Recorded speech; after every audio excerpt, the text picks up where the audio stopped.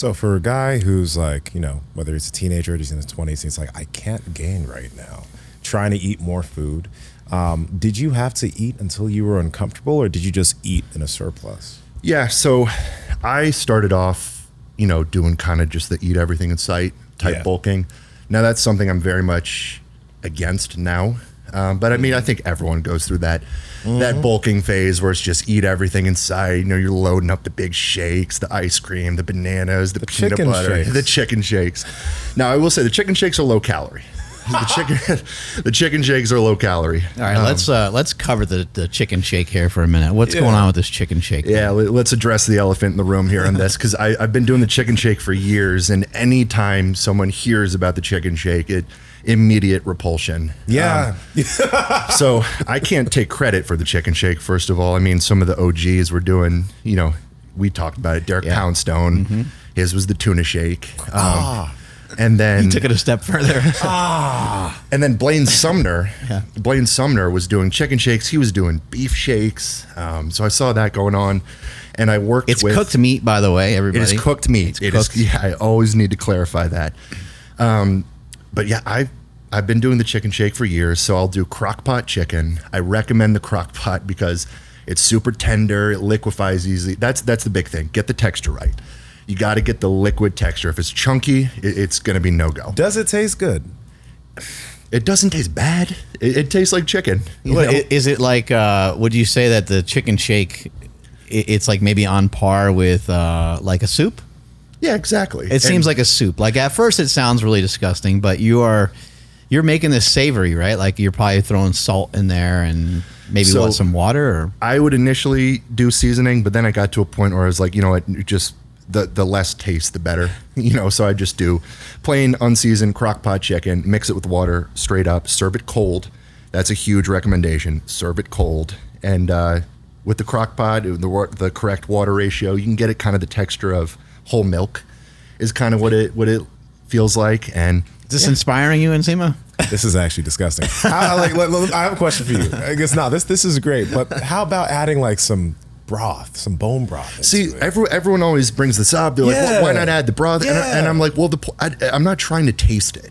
Like the whole point of the chicken shake is just so I can get it down in a very convenient manner. Like I'm not over here like just making chicken shakes and sipping it like a connoisseur. It's a matter of I need to get my nutrition in. I either don't have the appetite to sit and chew whole chicken, or I don't have the time to do it. That was the big thing for me, was just the lack of time working in. Chewing, it sounds like a funny thing, but like chewing after a while, if you're going to eat 5 to 6 meals a day or 7 or 8 meals a day, all that chewing of beef or chicken is just, it actually gets to be very difficult. Yeah, no doubt. I'm a big proponent of, if you're having to eat a ton of food, having a variety of texture.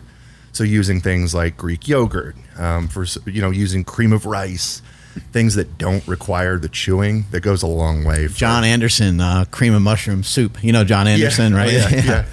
Yeah, John Anderson is like, that's how he got down all the calories and stuff too. And I think he was a big fan of like rotisserie chicken too, because it's just like, it has good flavor, has good fat. But John's like a machine, and who the hell knows? Like he's able to consume so many calories, because you try to ask him a question and he's like, "Oh, I never care about the calories," and you're like, "But it's like at some point they got to matter, Yeah, agreed.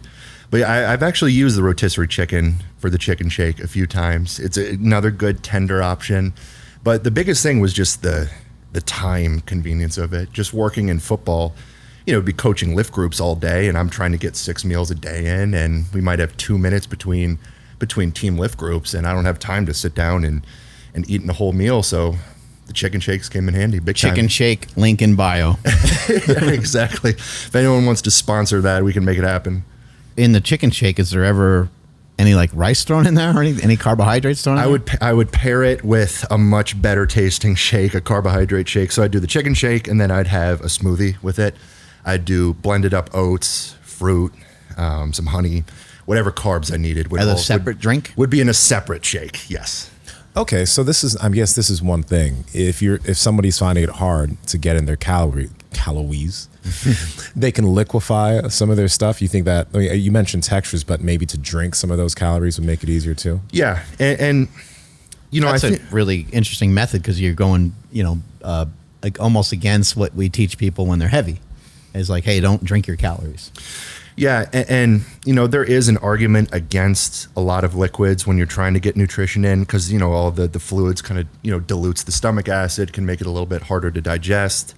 But if you're someone who you're reaching a point where you just don't have the appetite to sit down and chew, or you just don't have the time to do it, then yeah, the liquids can be a good alternative. So I wouldn't recommend someone build their diet entirely around it, but you know, someone like me, I'll supplement 1 to 2 out of my 6 meals with liquid, you know, when it needs it.